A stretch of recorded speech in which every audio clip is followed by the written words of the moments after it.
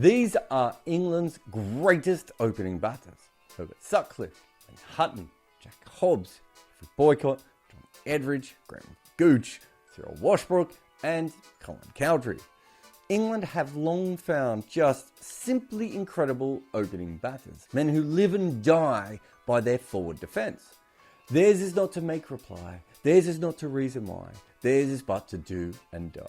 This is a list of men who are known as much by their shots as their lack of one. The leave. Is there a more English shot than simply not playing one? English cricket is built on the back of men who strode to the crease determined not to use their bats. Yet in the middle of all these titans of the leave, there is a new man who plays a shot at every single damn ball that is ever bowled to him. He stands out on this list, and as an English opener, and even within the modern game. Ben Duckett is cricket's rogue opener.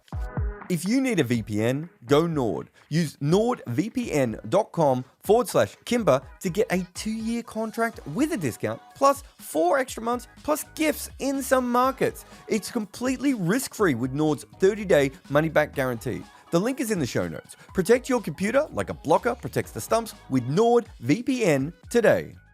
I mean, this tiny king made his first-class debut batting at number 8 as a wicketkeeper. That is not the path to opening the batting, and even less so for England. I mean, within the county game, this is a job of status, professionalism, or calm. And compare that to this wild man. Duckett was thrown off a tour because he poured vodka and lemonade over Jimmy Anderson's head. He might make the sort of runs that other England openers have, but he is certainly not like them at all. And if you look at his innings in first-class cricket, you see that he is basically an opener by trade. But really, he's kind of batted everywhere. And unlike the Englishmen before him, he wasn't selected as an opener for his country because of his work against the moving ball in May against Middlesex, but instead because of his ability to sweep the spin in Somerset. But yet, when he made his debut, he could not hit a single ball from the slow bowlers. Not even close. He averaged less than 15 against the spinners in what might go down as one of the worst beginnings to a test career ever. But in true Duckett style, outside of that failure, there was something else weird going on. Because when he made his debut, he faced 90% of his deliveries in those early matches only from spin. And remember, he was picked because he could handle that, and he did not. There was also a fall in his form after this. He went from an England opener to a county struggler. You sometimes see players come back from international cricket and slip slightly. Domestic teams have seen a lot of the plans that worked at the higher level. But that was definitely not the case for Duckett. He just seemed to completely lose his confidence.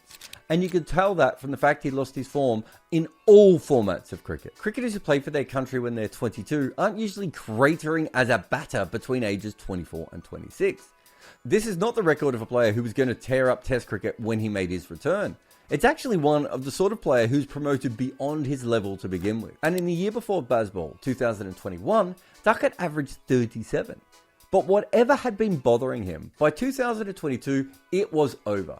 And this was helpful to England because they had the un-Bazball Alex Lees opening up. And so Duckett was brought back. And how has that gone?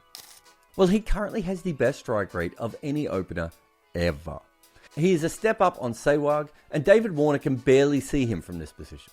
I also just want to point out Dom Sibley, who is definitely down the unfun end. They are both England openers and mammals, and that is about where their similarities stop. No team has ever had a change in tempo like this ever before, but Sibley and Duckett never actually opened together. In fact, since he's making his comeback, Duckett's only major partner is Zach Crawley. And I can't think of a less likely pair to be making this work as well as these two currently are. And compared to all the other partnerships of the last decade from England, they could not be more different in terms of runs, average and strike rate. In fact, when people ask whether Bazball works, show them this. Because England picked normal players doing the job properly over and over again, and they were terrible. Even with Alistair Cook. Those other partnerships are nowhere near what this is.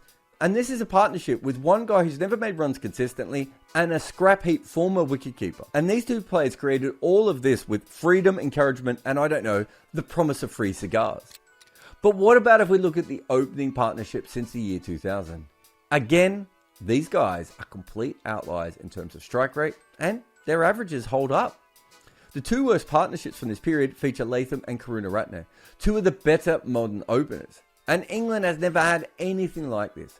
Obviously, a partnership with Atherton or Cook is not going to be particularly quick, but they also had Trescothick and Vaughan before, and yet they are still almost 2 runs and over slower than this modern duo. And that is of course unfair on previous England partnerships, because no one has ever scored anywhere near the level of these guys. The only one near Duckett and Crawley in terms of strike rate is the one that includes Virender Sehwag. And with all due respect to Gautam Gambhir, Viru was basically doing this on his own. That is not like the Crawley and Duckett partnership. These guys can both go. The little man might be the fastest ever, but Crawley is still top 10.